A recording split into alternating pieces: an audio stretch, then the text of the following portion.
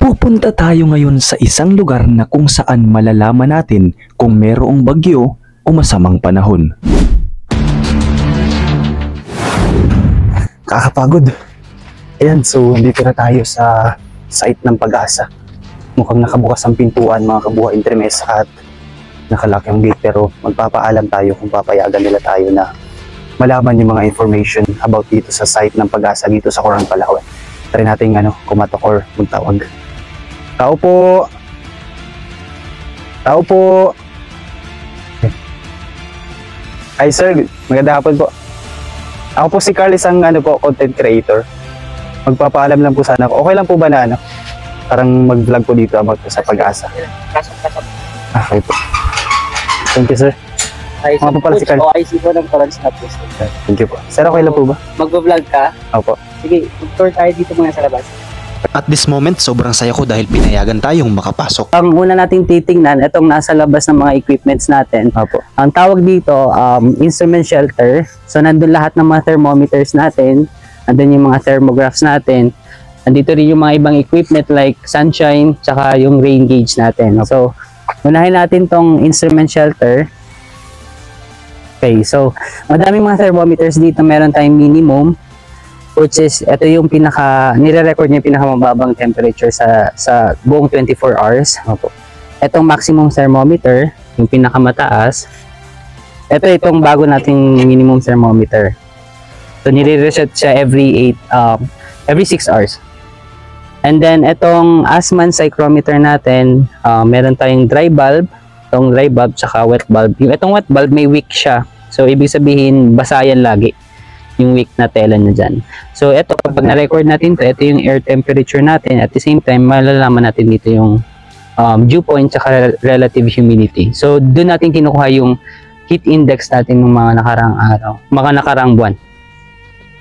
And lastly, itong thermograph natin, dito nire-record kung kailan na-record yung pinakamataas tsaka pinakamababang temperature. So, may oras ito. So, yung papel niyan, good for 7 days.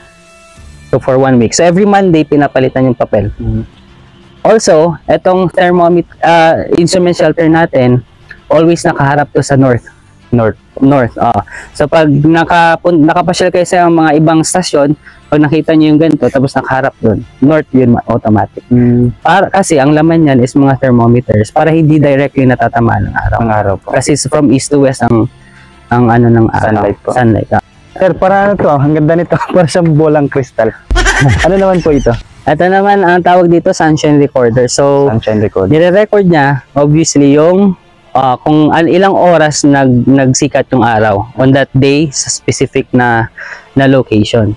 So, yun lang yun. So, every box niyan is equivalent to 1 hour. So, pag at the end of the day, papalitan yung papel, and then bibilangin kung ilang oras sumikat yung araw for that day. About ito sir, ano po ito? Para siyang parang mga timba. Yan, ito naman, tinatawag natin tong, ito yung standard rain gauge natin. So, dito nakukuha yung tubig ulan. So, pag nag-ulan, every 6 hours, minemeasure namin yan kung ilan yung millimeters na pag-ulan at that day. Tapos, yun yung nire-report namin sa forecasting namin. Pangsahod pala siya sa ulan. Pangsahod yan ng ulan, ayan. Meron din tubo yan. Pag napuno to, mag-overflow lang yan dun sa baba. Natatanggal pala siya. Ito naman, hindi siya yung standard na rain gauge natin. Tawag dito tipping bucket. Ginagamit lang to as substitute. Parang in case na wala tayong ganito, ito yung ginagamit. Kaso, ang problema dito, ang mini-measure lang dito is 0.5, every 0.5. So, nagtitip lang yung bucket na to every 0.5 millimeters. So, sabi ko nga, pag nag-ulan siya ng 0.3, ibig sabihin hindi magre-record sa loob. Kasi, hindi siya umabot ng 0.5. Okay. Ito naman po, ano po? Parehas lang din. Same lang sila dito. Parehas lang din. Tipping bucket. Oo. Ano naman po yung ito? Yung parang mga antena ba to or anong tawag dyan? At tawag natin dyan is wind vane and wind anemometer. So, ang mini-measure niyan is kung saan galing yung hangin. At the same time, mini-measure niya kung gaano kalakas yung hangin. Okay. So, yan pala ang ginagamit yung wind kung saan vane. nakatapat yung LSE, yung aeroplano, parang aeroplano, doon nanggagaling yung hangin. So yan yung pang-measure ng halimbawa kung sobrang lakas talaga ng hangin. Okay, so parang yan na lang yung lahat ng mga gamit natin dito sa labas. So papakita ko naman ngayon yung nasa likod, ay sa loob. Kung paano po siya na-measure. Oo, sa loob. May mga gamit din tayo sa loob. Okay, sige. Tara, tingnan po natin.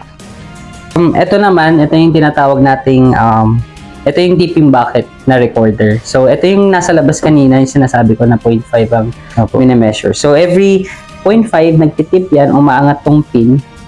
So dun siya nagre-record ng pag-ulan. So hindi ito ginagamit again na standard kasi 0.5 lang ang na-measure niya.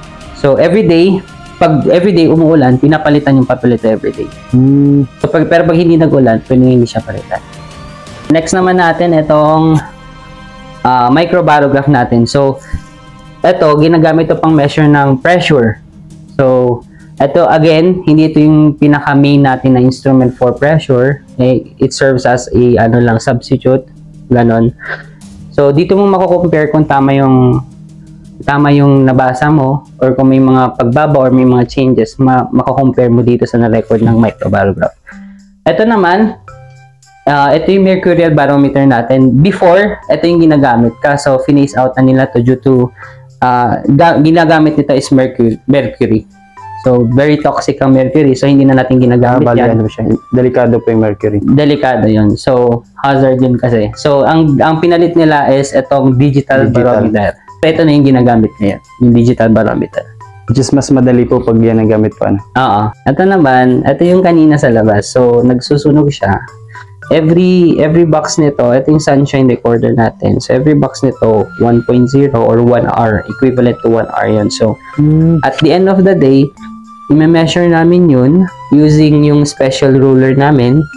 Tapos, bibilangin mo kung ilang oras yung pag-araw at that day. So, okay. So, bali, tulad nito, 6.1 noong June 25. June 25, bali, ilang oras po siyang umaraw? 6.1 lang. 6.1 hours po. 6.1 hours lang yan. Ito, sobra. So, mga kabuhay intermes, kitang-kita po siya dito sa dito sa sample nila sir, yung papel. Yan nasunog talaga siya ng araw.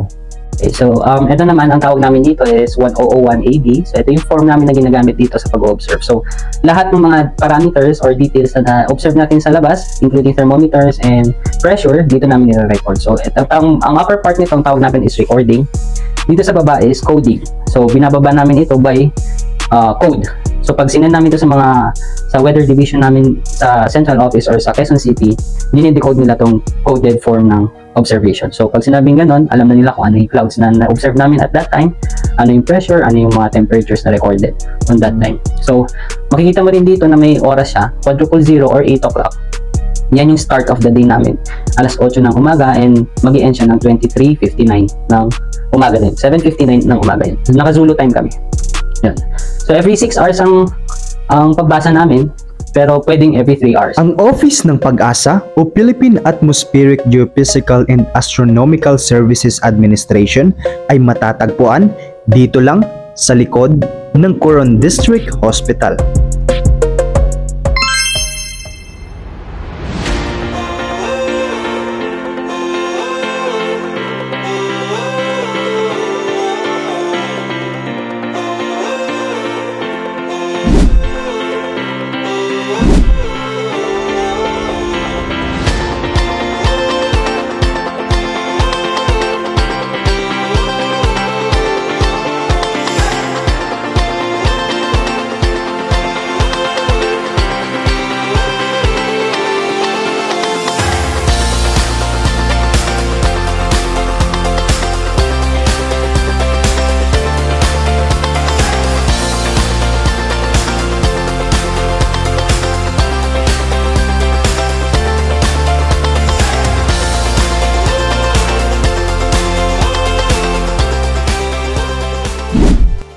So ayun Sir Butch, thank you so much nga po pala sa pagpayag ninyo na makapasok po kami dito sa site ng Pag-asa dito sa Coron, Palawan.